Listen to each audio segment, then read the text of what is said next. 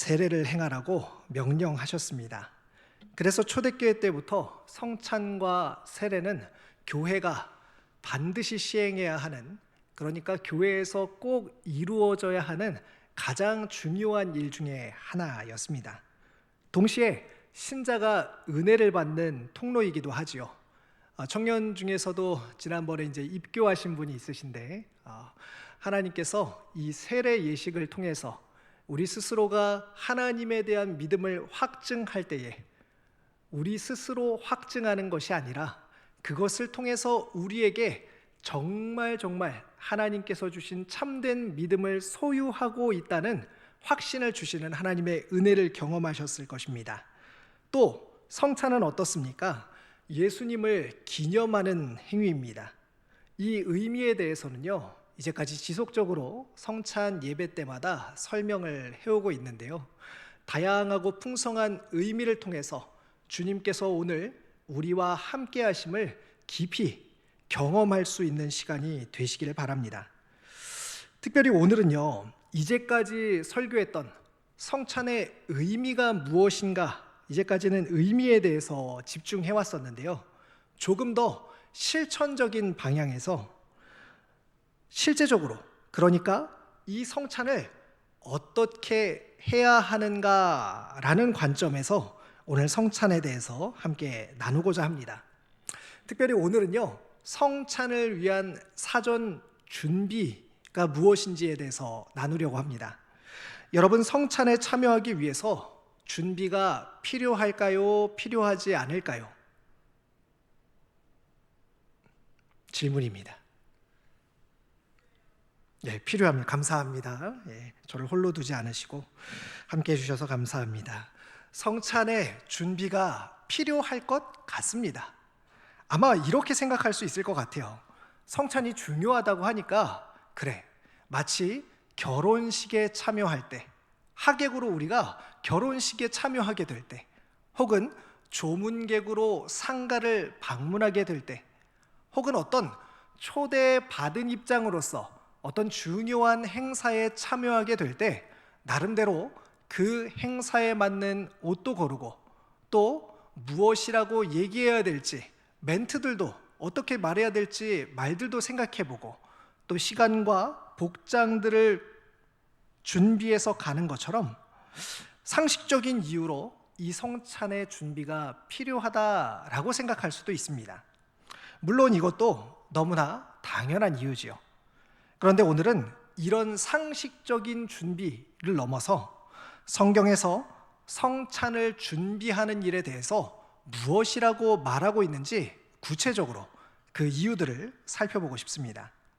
고린도전서 11장 28절은요, 이렇게 이야기합니다.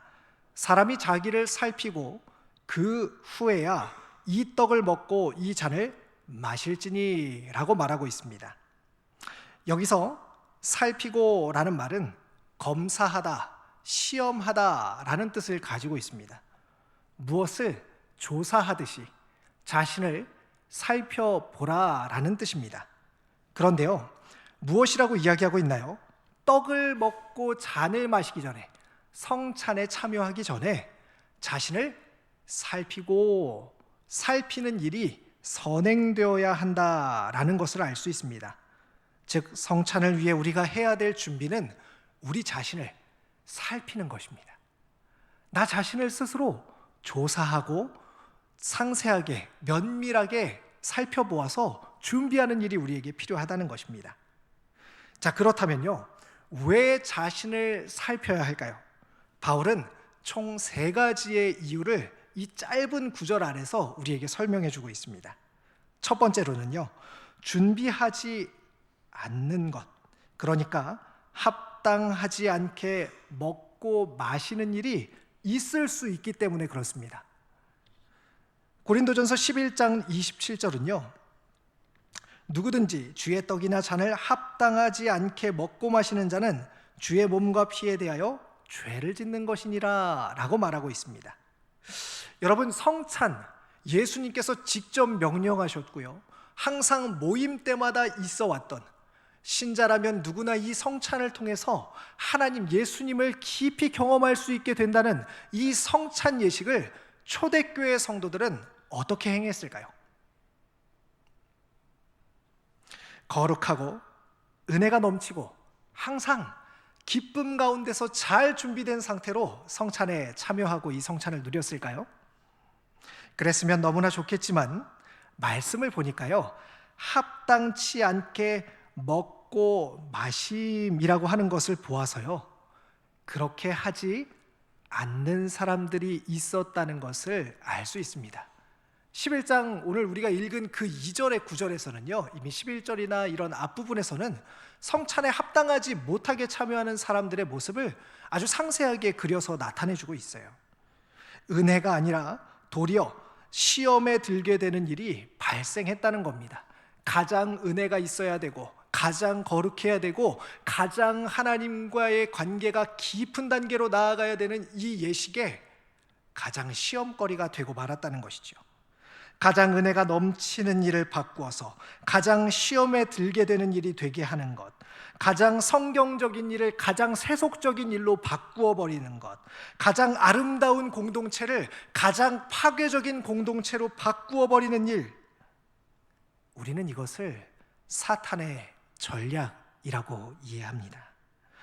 바울은요, 성찬에 참여할 때에 그저 나는 참여하기만 하면 그냥 은혜가 공짜로 주어지는 그런 것을 이야기하지 않습니다. 우리의 은혜를 빼앗고 우리를 방해하고 우리의 영혼을 어떻게 해서라도 떨어뜨리고 추락시키려는 이런 사단의 전략을 주의해야 한다고 이야기합니다. 도리어 가장 은혜가 있어야 할 곳에서 은혜를 빼앗기게 되는 그런 원수의 틈탐을 허락하지 않아야 된다고 경계하고 있는 것입니다. 여러분은 어떠십니까? 가장 은혜가 있어야 하는 곳, 가장 주님과 친밀해야 하는 곳, 가장 주님의 뜻대로 살아야 하는 곳, 가장 하나님과 깊은 교제를 나누면서 예수 그리스도의 형상으로서 살아가야 되는 나 자신이 도리어 원수의 도구로 쓰임받는 일은 있지 않으십니까? 도리어 사단의 계략에 빠져서 도리어 시험에 들고 도리어 어려움에 빠지고 도리어 내가 생각한 것, 내가 원치 않는 방향으로 달려가고 있는 모습을 보고 있지는 않으십니까? 오늘 성찬에 참여하기에 앞서서요, 이런 모습이 누구에게나 초대교회 가장 주님의 삶과 가까운 시간대에 있었던 그들조차도 빠질 수밖에 없는 함정이었다는 것을 우리에게 가르쳐주면서 우리 자신도 오늘 그와 같은 함정에 빠져 있지는 않은지 돌아보기를 바울은 권면하고 있습니다. 사랑하는 청년 여러분, 성찬에 참여하기에 앞서서 첫 번째로 우리 자신을 살펴보시기 바랍니다. 나 자신을 살펴보시기 바랍니다. 그냥 괜찮겠지, 지금 내가 예배당에 왔으니까, 예배 드리고 있으니까, 성찬에 참여하고 있으니까 나는 괜찮을 거야 라고 생각하지 마시고 오늘 우리 자신의 현주소를 꼼꼼하게 철저하게 한번 점검해 보시기를 바랍니다. 두 번째로 우리 자신을 성찬 전에 살펴보아야 하는 이유는 무엇이냐면요, 합당하지 않게, 이렇게 합당하지 않게 참여하면 죄가 되기 때문입니다. 고린도전서 11장 27절을 다시 한번 우리 읽어보겠습니다. 화면 한번 띄워주시기 바랍니다. 죄송합니다. 28절부터 오늘 읽었었네요. 누구든지 주의 떡이나 잔을 합당치 않게 먹고 마시는 자는 주의 몸과 피에 대하여 죄를 짓는 것이니라 라고 이야기하고 있습니다. 성찬은 가장 귀한 은혜의 통로입니다. 주님이 오늘 나와 함께 하심을 경험하는 시간이지요. 그런데 이것이 조금 전에 말씀드린 것처럼 죄가 될 수 있다고 이야기합니다. 그것도 주님의 몸과 피에 대하여 짓는 죄가 될 수 있다고 말합니다. 여러분 한번 생각해 보십시오. 이전에 구약에서 이스라엘 백성들이 지었던 수많은 죄의 목록들을 한번 떠올려 보시기 바랍니다. 그리고 사람들이 짓고 있는 수많은 죄의 목록들을 한번 떠올려 보시기 바랍니다. 타인에 대해서 짓는 죄들, 하나님의 말씀에 순종하지 않는 죄들, 불순종의 죄들, 또 내 이웃을 내 이웃을 하나님의 형상으로 여기지 않는 죄들, 세상의 피조물에 대해서 짓는 죄들, 다양한 죄들의 목록이 있고요. 그런 죄들 때문에 이스라엘 백성들은 많은 징계를 받았고 또 그것으로부터 다시 거룩함을 유지하도록 하기 위해서 하나님으로부터 많은 연단과 훈련의 과정을 보낼 수밖에 없었습니다. 그런데 여러분, 그런 여러 가지 죄의 목록들 중에서 이런 목록이 있었는지 한번 생각해 보십시오. 예수님의 몸과 예수님의 피에 대하여 짓는 죄. 성경에서 이와 같은 죄는 어디에도 언급된 적이 없습니다. 감히 우리가 예수님의 몸과 피에 대하여서 죄를 짓는다. 이것은요, 상상하기 어려운 죄의 무게를 우리에게 보여줍니다. 도대체 하나님의 예수님에 대하여서, 예수님의 몸에 대하여서 짓는 죄는 도대체 무엇입니까? 예수님의 피에 대해서 짓는 죄란 도대체 무엇입니까? 도대체 우리가 주님의 몸과 피에 대해서 짓는 죄값은 무엇으로 우리가 해결받을 수 있겠습니까? 가늠하기가 어렵습니다.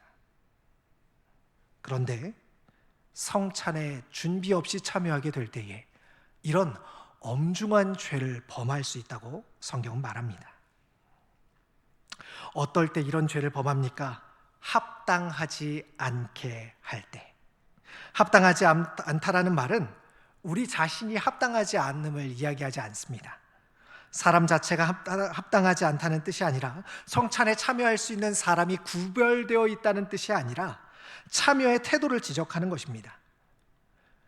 고린도 교회가 지적을 받았던 성찬의 모습을 떠올려 보시면 좋습니다. 고린도 교회의 성찬은 하나됨의 식탁이 아니라 계층 차별의 무대였습니다. 부자들이 먼저 와서 자기들끼리 식사를 하면서 흥청망청 차려진 것들을 다 소비하였습니다. 반면 종들은 하루의 모든 일과를 마치고 오면 함께 나눌 음식이 없는 텅 빈 식탁에서 또다시 누군가가 성찬에 참여한 것을 치우고 정리해야 하는 입장이 되었다고 이야기합니다. 이것이 얼마나 끔찍한 일입니까? 바울은 이것을 가리켜서 합당하지 못하다라고 지적합니다. 29절에도 같은 내용이 등장하는데요. 11장 29절은 주의 몸을 분별하지 못하고 라고 말합니다. 여기서 주의 몸을 분별하지 못한다라고 할 때 주의 몸은 첫 번째로 성찬의 상징으로서 그리스도의 몸을 가리킵니다. 예수님의 희생과 구속 사건을 이야기하는 것이죠. 두 번째로는요, 교회의 몸으로서의 공동체를 이야기합니다. 즉, 교회 공동체를 이야기합니다. 그러니까 주님의 몸, 우리 교회 공동체나 혹은 예수님과의 구속과 희생 사역을 제대로 이해하지 못하고 제대로 그것을 받아내지 못하고 그것을 깨닫지 못하고 하는 일과 같다라고 이야기하는 겁니다. 이렇게 될 때에 교인들은 성찬에 참여하며 예수님의 이름을 불렀지만 정작 예수님의 몸인 서로 지체들 간에는 무시하는 일이 발생했다는 것입니다. 오늘날도 성찬을 형식적인 예식으로만 여긴다면 같은 실수를 반복하게 됩니다. 주의 몸을 분별한다는 것은 함께 예배하는 이들을 주님의 몸으로 대한다는 뜻입니다. 미워하는 마음으로 용서하지 못한 채 떡을 받는다면 우리 역시 그리스도의 몸을 분별하지 못하고 먹고 마시는 자가 된다는 것입니다.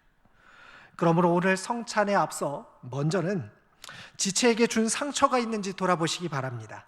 그리고 고백하시기 바랍니다. 용서해야 할 것이 있다면 용서하시기 바랍니다. 우리 안에 있는 무관심과 차별, 혐오와 배제를 해결하시기 바랍니다. 회개하시기 바랍니다. 그냥 참여하는 예식이 아니라 그리스도의 몸을 회복하는 참된 예식이 되도록 자신을 준비하시기 바랍니다. 자, 이제 마지막으로 세 번째입니다. 왜 준비해야 될까요? 준비하지 못하게 되면 하나님의 징계를 받을 수 있다고 말합니다. 주님의 몸과 피에 대하여서 죄를 짓는 것을 넘어서요, 바울은 더욱더 끔찍한 일들, 더욱더 엄중한 일들에 대해서 우리에게 경고하고 있습니다. 11장 30절입니다. 우리 고린도전서 11장 30절 말씀 함께 읽어보겠습니다. 그러므로 너희 중에 약한 자와 병든 자가 많고 잠자는 자도 적지 아니하니. 여러분, 지금 성찬 얘기를 하고 있다가요, 갑자기 너희 중에 약한 자와 병든 자와 잠자는 자가 많다고 이야기합니다. 이 뜬금없는 이야기가 나오는 것이죠. 성찬과 지금 약한 자, 병든 자, 잠자는 자, 이런 사람들이 어떤 관계가 있을까요? 이 사람들이 누구를 말하는지를 알면요, 이해하기가 쉽습니다. 먼저 약한 자는요, 단순히 아프거나 병든 사람을 말하는 것이 아닙니다. 여기서는 영적으로 또 도덕적으로 무기력함에 빠진 사람들까지 포함하는 단어입니다. 그러니까 죄 가운데 계속 머물러 있는 사람, 하나님과 단절된 영적 곤고함에 놓여 있는 사람, 이런 사람들을 가리켜서 약한 사람이라고 표현한 것입니다.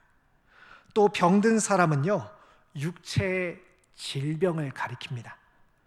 당시에는요, 무지함, 불경건함, 잘못된 태도로 인해서 실제로 심판을 받아 질병에 걸린 사람들이 있었다고 합니다. 영적인 원인과 연관된 징계의 결과로서 실제로 병을 얻은 사람들이, 심판받은 사람들이 있다는 것입니다. 성찬을 가볍게 여기면 하나님께서 그 교만을 꺾어버리기 위해서 육체의 연약함으로 경고하신다는 뜻입니다. 잠자는 자도 마찬가지입니다. 잠자는 것은 성도의 죽음을 완곡하게 표현한 것입니다. 성도의 죽음을 가리키는데요, 이건 역시 실제로 신자들 중 일부가 심판으로 인해 죽음을 맞이했음을 우리에게 암시합니다. 고린도 교회는 풍요로운 도시였지만 영적으로는 매우 타락한 상태였습니다. 그들은 많은 은사를 받고 교회 안에 다양한 일들을 행하였지만 그들의 영적인 상태는요, 여전히 지체됨을, 공동체됨을 이루지 못하고 자기 자신의 교만함에 빠져서 신앙생활하고 있는 형식적인 신앙인에 불과했습니다. 성찬조차 자기 만족과 사회적 과시의 자리로 변질된 상태였습니다. 그 결과 하나님께서는 영적인 쇠약함과 육체의 질병과 죽음을 그 공동체 안에 허락하셨다는 것입니다.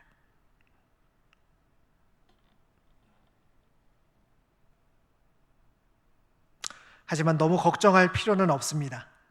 이런 징계는요, 결국 성도를 망하게 하는 것이 아니라 성도가 회복되어서 주님께서 우리에게 허락하신 이 성찬의 은혜를 가장 잘 누릴 수 있도록 하기 위해서 우리에게 주시는 것이기 때문입니다. 은혜의 자리를 가볍게 여기며 망하는 것을 하나님은 결코 가만두지 않으십니다. 어떻게 해서든지 우리가 하나님 안에서 바로 서고 은혜를 경험하며 날마다 주의 백성으로 성화됨을 이루어갈 수 있도록 우리를 견인한다는 것이죠. 그러므로 성찬에 임할 때에 지금 내가 겪는 어려움들을 통해서 은혜를 더욱 사모하시는 여러분들이 되시기를 바랍니다. 말씀을 정리합니다. 사랑하는 청년 여러분, 오늘도 어김없이 우리는 성찬에 임하게 됩니다. 그런데 이 성찬에 어떻게 임하시겠습니까? 매번 때마다 오는 성찬 예식으로 그저 상식적인 선에서 잘 준비해서 드려야지 하는 수준에 만족하고 계시지는 않습니까? 그렇다면요, 오늘 상식적인 준비를 넘어서서 성경에서 우리에게 요구하는 바, 성경적인 준비됨의 단계까지 이르시는 저와 여러분들이 되시면 좋겠습니다. 오늘 주님께서 우리에게 우리 자신을 분별하라고 말씀하셨습니다. 우리 자신을 살피라고 말씀하셨습니다. 우리가 주님께, 그리고 주님의 몸된 교회에, 그리고 주님의 몸된 우리 서로 지체들에게 어떻게 행하고 있는지, 어떤 마음을 가지고 있는지 살펴보시기 바랍니다. 그리고 혹여라도요, 지금 내가 겪고 있는 육체의 어려움이라든가 심리적인 어려움이라든가 경제적인 어려움이라든가 또 다른 많은 어려움 가운데 있다면요, 그것을 통하여서 우리 영혼과 우리 마음이 망하는 곳으로 가는 것이 아니라 다시 하나님의 은혜를 붙들고 오늘 이 성찬을 통해서 주님이 나와 함께 하심을 다시 한번 경험함으로 은혜를 붙들고 일어서는 방향으로 나아가실 수 있기를 간절히 축원합니다. 오늘 이 마음을 담아서요, 우리 함께 먼저 찬양하면 좋겠습니다. 하나님께서 오늘도 우리를 부르십니다. 세상으로부터 불러내시고 죄 가운데서 불러내시고 온갖 무기력함과 어려움 가운데서 우리를 불러내십니다. 무엇을 위해서 불러내십니까? 우리에게 큰 은혜를 허락하셔서 다시금 주의 백성으로 이 땅에서 하나님 나라 살아가도록, 이 땅에서 하나님 나라 이루어가도록, 이 땅에서 주의 뜻 이루어가는 하나님의 백성 되도록 우리를 불러내십니다. 오늘 이 부르심에 아멘, 주님 내가 여기 있습니다, 이 성찬을 통해 오늘도 나와 함께하여 주시옵소서, 이 고백을 가지고 우리 함께 결단하며 또 성찬의 은혜를 구하며 함께 찬양하겠습니다.